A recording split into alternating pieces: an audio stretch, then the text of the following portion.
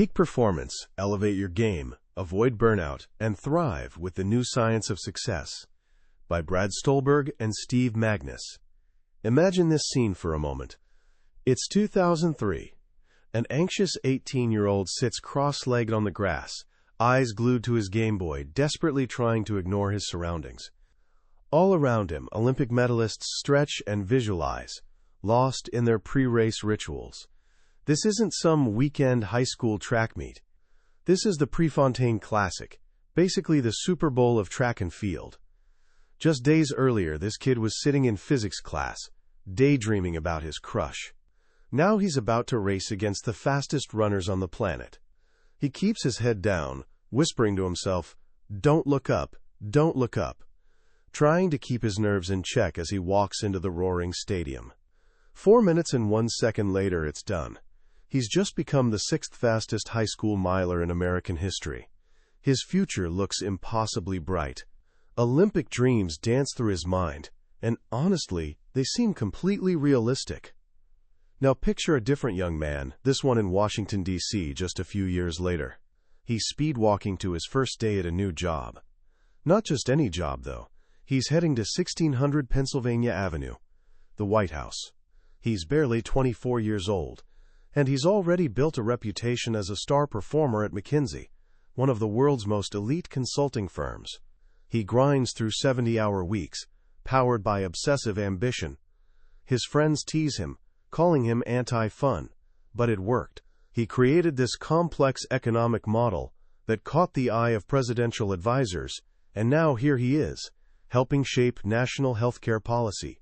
His friends joke that someday he might actually run the country.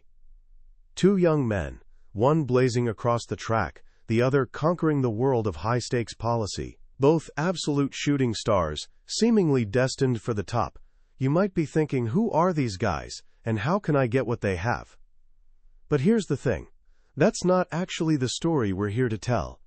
Because the running prodigy, he never ran faster than he did that day. His times plateaued, his body broke down, and his love for the sport just faded. And that brilliant young consultant? He left the White House and hasn't gotten a promotion since. He burned so bright that he simply burned out. These aren't rare stories. They happen constantly, especially to the most talented and driven people. And what makes these particular stories so compelling is that they're about the authors of this very book. The runner was Steve Magness. The consultant was Brad Stulberg. Years after their separate crashes, they met, compared notes, and became fascinated by one life-changing question. Can you actually achieve sustainable, healthy peak performance? Can you reach the top without completely falling apart? Their book, Peak Performance, is their answer. It's this beautiful mix of incredible stories and solid science, revealing the hidden patterns that connect the world's greatest athletes, artists, thinkers, and entrepreneurs. It sold hundreds of thousands of copies and become a modern classic for anyone wanting to push their limits without breaking themselves. Today, we're diving into the secrets they uncovered. We're exploring a simple but profound equation that drives all growth, whether you're building muscle, mastering a skill, or solving complex problems. By the time we're done, you'll have a roadmap not just to level up your game, but to do it in a way that's fulfilling, sustainable, and genuinely human. Let's set the stage. Have you ever felt pressure to perform?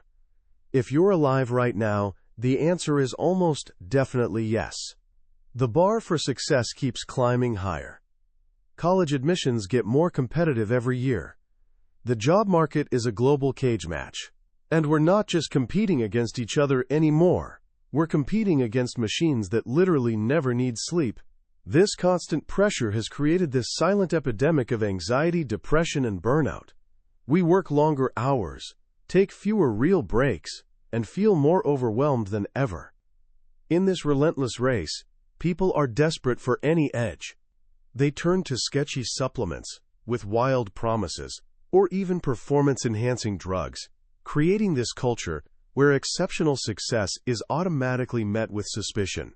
We see it in sports, with endless doping scandals, and in schools and offices, with people misusing stimulants like Adderall. The message seems clear. To win, you have to grind yourself into dust, and maybe bend a few rules along the way. But the authors are here to tell us that's complete nonsense. There's a better way, a way that's healthy, sustainable, legal, and available to everyone. Their journey led them to this universal principle, a simple but powerful formula that governs all growth. It applies equally to an Olympic weightlifter, a Nobel Prize-winning scientist, and a high school kid studying for finals. This principle is what they call the growth equation, and it's the beating heart of the entire book. The equation is this: stress plus rest equals growth. Think about it for a second. How do you build a stronger muscle? You go to the gym and lift weights. You apply stress that pushes just slightly beyond your current ability. You lift until your muscles are exhausted, creating these tiny micro tears in the tissue. That stress is the signal. But the actual growth doesn't happen while you're grunting under the barbell. The magic happens afterward, when you rest. During that recovery period, your body doesn't just patch up the muscle. It rebuilds it to be slightly stronger than before, so it can handle that same challenge more easily next time. Stress is the stimulus. Rest is when the adaptation, the actual growth happens. If you pile on too much stress without enough rest, you get injured or burn out. If you rest too much without enough stress, you plateau and never improve. The secret to lasting success in any area is mastering the delicate dance between these two forces. Let's break down each part of this equation, starting with stress. When we hear stress, we usually think negative: fighting with someone, a looming deadline, feeling swamped, but the authors want us to rethink this. In the context of growth, stress is simply a challenge, something that pushes us toward the edge of what we can handle. The key is finding what the book calls just manageable challenges. This is the sweet spot for growth. It's a task that feels slightly out of your control, but not so much that you spiral into full anxiety. Think of it like this: if something's too easy, you're bored. If it's way too hard, you're anxious. The sweet spot is right on that edge between control and anxiety. It's that feeling of stretching yourself, where you're not quite sure if you can pull it off, but you're willing to give it a shot. That's where growth lives. This idea is backed by decades of research on how we learn. Studies show that real learning doesn't happen when we're just fed answers. It happens when we're forced to struggle. They call it productive failure. When you wrestle with a tough math problem and get it wrong a few times before finally cracking it, you learn it on a way deeper level than if someone had just handed you the solution. Why? Because that struggle forces your brain to engage more fully, to fire up what Nobel Prize-winning psychologist Daniel Kahneman calls System 2 inches thinking, our slow, effortful, analytical mind. This struggle literally builds and strengthens the neural pathways in your brain. As the book beautifully puts it, skills come from struggle. So if stress is key, how do we apply it effectively? This brings us to deliberate practice. This isn't just about logging hours. The authors share fascinating research showing that experience alone doesn't make you an expert. There are doctors with 20 years of experience who are no better at diagnosing patients than those with just 5 years.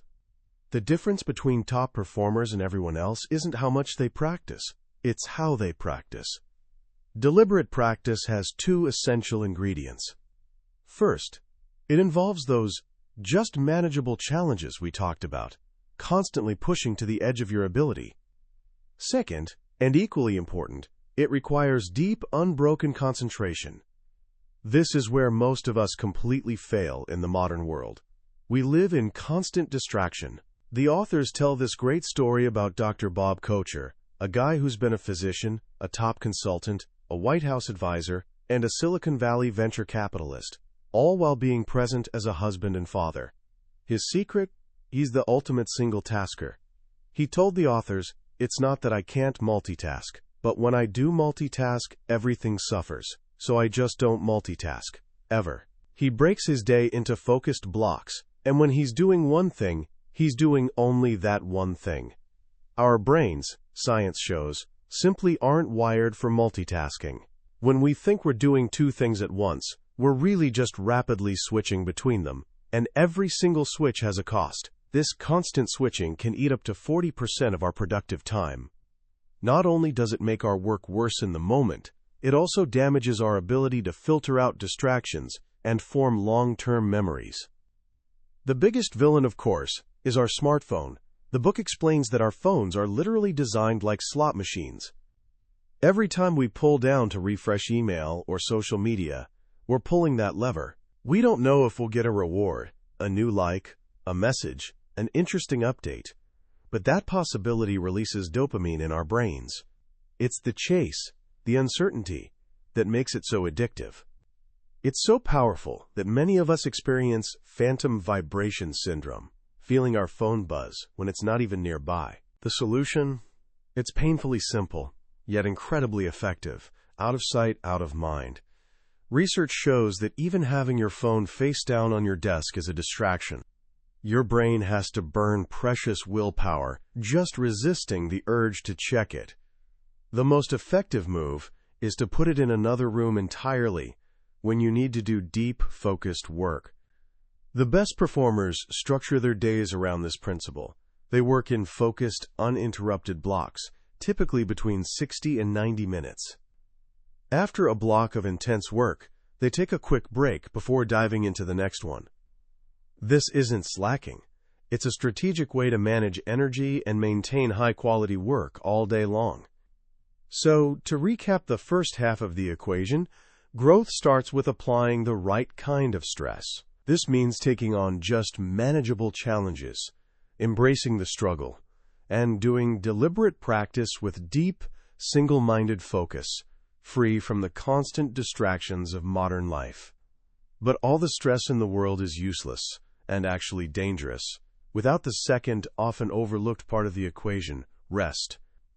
In our hustle and grind culture, rest gets treated like weakness, like laziness. We worship the entrepreneur sleeping in the office, and the athlete, who never takes a day off. But peak performance argues this is a fundamental misunderstanding of how growth actually works. Rest isn't the opposite of work. It's an essential part of work. It's when our bodies and minds adapt, repair, and grow stronger. The authors share this incredible story about Roger Bannister, the first person to run a mile in under 4 minutes. In 1954, this was considered physically impossible. Bannister had tried and failed repeatedly, but right before his history-making race, he did something that shocked everyone in the running world. He went on a multi-day hiking and climbing trip in the Scottish mountains. He completely unplugged from his intense training. Basically, he rested. When he came back, he wasn't just physically fresh, he was psychologically renewed. That rest gave his body the time it needed to absorb all his hard training, and it was the key that unlocked his historic breakthrough. As the book puts it, the best performers don't just work harder than everyone else, they rest harder too. So what does effective rest actually look like? It's more than just collapsing on the couch watching Netflix. The book explores several powerful forms of rest. First is mindfulness. We meet Shad-Meng Tan, an early Google engineer who noticed his brilliant colleagues were amazing at, quote, turning on, but terrible at turning off. Their minds raced constantly, making it impossible to truly disconnect and recover. So he created a mindfulness meditation course at Google called Search Inside Yourself. It became wildly popular, and for good reason. Mindfulness meditation, even just a few minutes daily, strengthens a brain region called the prefrontal cortex. This is your brain's command center. It lets you respond to situations thoughtfully instead of just reacting emotionally. When we're stressed, our more primitive brain, the amygdala, can hijack us, trapping us in cycles of anxiety and worry. A strong prefrontal cortex lets you notice those feelings without drowning in them. It's the ability to have what one coach in the book calls a calm conversation with yourself when things get rough. It lets you turn off the stress response and shift into recovery mode. Another powerful form of rest is allowing space for creative breakthroughs. Ever notice that your best ideas don't arrive when you're staring at a screen, trying to force them? They pop up in the shower, on a walk, or right as you're falling asleep. The writer Woody Allen says he relies on taking showers to solve his creative problems. This isn't random. When we're doing focused, effortful work, we're using our conscious mind, which thinks linearly and logically. But when we step away and let our minds wander, a different brain network takes over, the default mode network. This is our subconscious mind. It works in a more random, connecting the dots kind of way, linking ideas that our conscious mind would never pair together. Taking breaks, especially by walking or being in nature, opens the door to this creative powerhouse. Of all the forms of rest, though, the most critical is sleep. We live in a sleep-deprived society, often treating sleep as a luxury we can sacrifice for more work. This, the book argues, is a catastrophic mistake. Sleep isn't passive. It's one of the most productive things we can do. While we sleep, our brain is hard at work consolidating everything we learned during the day. One fascinating study had people, including some with severe amnesia, play Tetris for hours. When researchers woke them throughout the night, even the amnesiacs who couldn't remember playing reported dreaming of falling shapes. During sleep, our brain replays our experiences, extracts meaning, and decides what to store in long-term memory. Without enough sleep, much of the hard work we do while awake just gets lost. And it's not just our minds that grow during sleep, our bodies do too. After a hard workout, your body is in breakdown mode. During sleep, it shifts to rebuilding mode. Hormones like testosterone and human growth hormone flood your system, repairing muscle tissue and making you stronger. The irony is that many athletes illegally inject these very hormones when they could get a safe, natural, and even more powerful dose simply by getting an extra hour or two of sleep. And the most powerful sleep stages happen late in the cycle, which means those 7th, 8th, and 9th hours are the most valuable. The final piece of the puzzle, the force that ties everything together and lets you push through the toughest challenges, is purpose. The book opens this section with a jaw-dropping story. A man named Tom Boyle witnessed an 18-year-old cyclist get hit by a car and trapped underneath. Without thinking, Boyle, an average-sized guy, ran to the car and lifted the front end, letting others drag the kid out. Later calculations showed he'd lifted over 1,000 pounds. How is that even possible? Exercise scientist Tim Noakes proposed this theory of a central governor in our brain. He argues that fatigue isn't just a physical limit in our muscles. It's a protective mechanism our brain controls. Our brain holds us back, shutting us down way before we reach our actual physical limits, to keep us safe. But in moments of extreme crisis, or when driven by a powerful purpose beyond ourselves, we can override this governor. This is the power of a self-transcending purpose, a reason for doing something that's bigger than your ego, your comfort, or your personal success. We see this in the amazing story of Jennifer Farr Davis, who attempted to break the speed record for hiking the entire Appalachian Trail. 12 days in, she was physically and mentally destroyed, suffering from shin splints and diarrhea, ready to quit. But at her lowest moment, she had this profound mindset shift. She stopped obsessing about herself, the record, her pain, her potential failure. Instead, she focused on her love for her husband, who was supporting her, her love for nature, and her love for her faith. Her why became bigger than herself. That shift gave her a completely new energy source.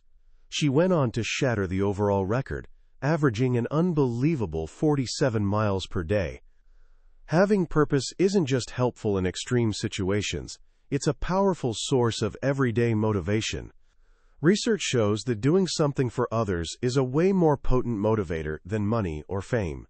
It's what psychologist Angela Duckworth calls grit, the passion and perseverance for long-term goals.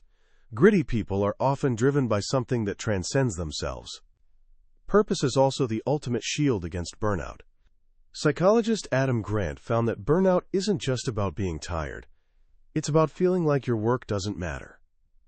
He discovered that even in helping professions like teaching and nursing, where burnout is everywhere, giving people chances to see the direct, tangible impact of their work can reignite their passion and protect them from exhaustion.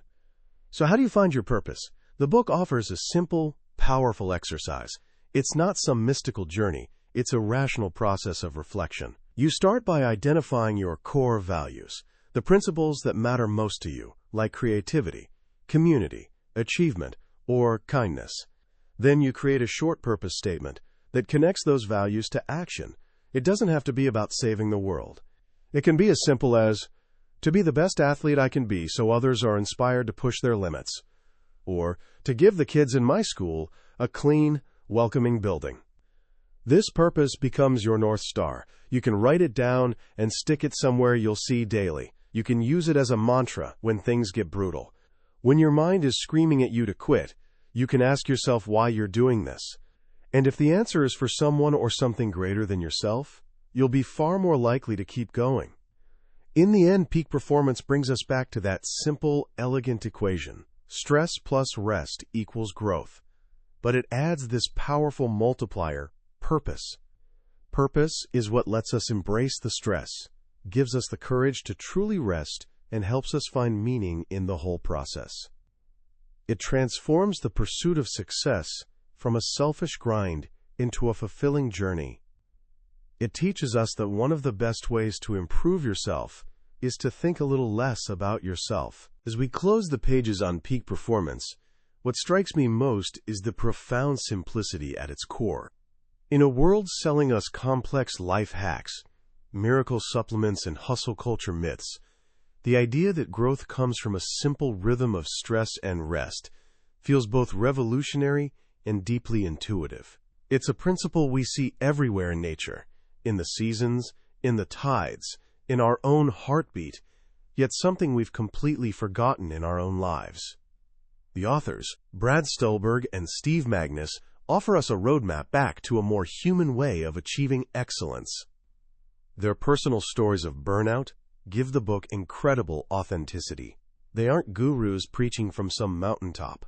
They're explorers who got lost, found their way back, and drew a map for the rest of us. The most powerful and, I think, the toughest lesson in this book is having the courage to rest. It's easy to understand the value of hard work. Our society celebrates it, rewards it, demands it, but to intentionally step away, to trust that growth is happening in those quiet moments of recovery, that takes real confidence and discipline. It requires unlearning the toxic belief that being busy equals being productive. This book redefines rest not as an absence of activity, but as an active, vital process. Sleep becomes a cognitive and physical superpower. A walk in the woods becomes a creative strategy session. A conversation with a friend becomes a biological recovery tool. This shift in perspective is, I believe, the key to unlocking the book's wisdom.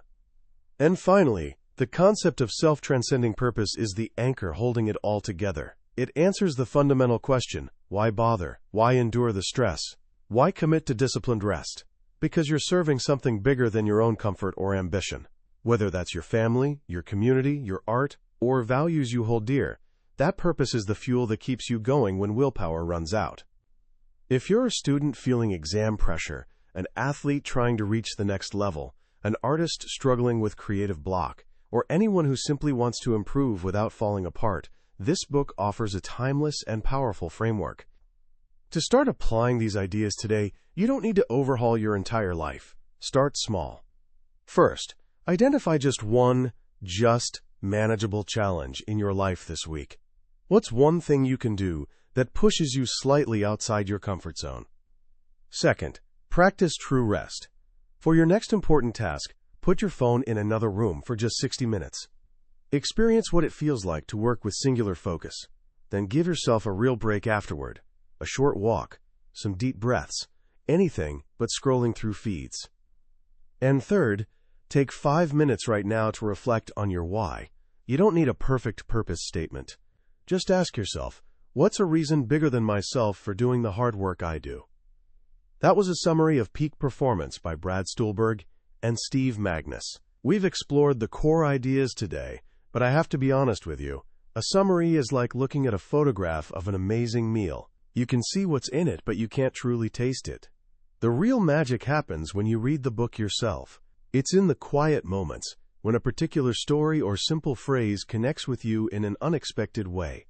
This summary is here to help you decide if this book is worth your time. If anything we've talked about today has resonated with you, I encourage you to grab a copy. Reading it isn't just about absorbing information. It's an experience that can genuinely change how you approach your life, your work, and your own potential. The link to the book is in the description below. Also, if you found this journey valuable, please take a moment to hit that like button and subscribe to the channel. That way, you won't miss our next exploration into another life-changing book from the Billionaire's Bookshelf. Let's keep growing together.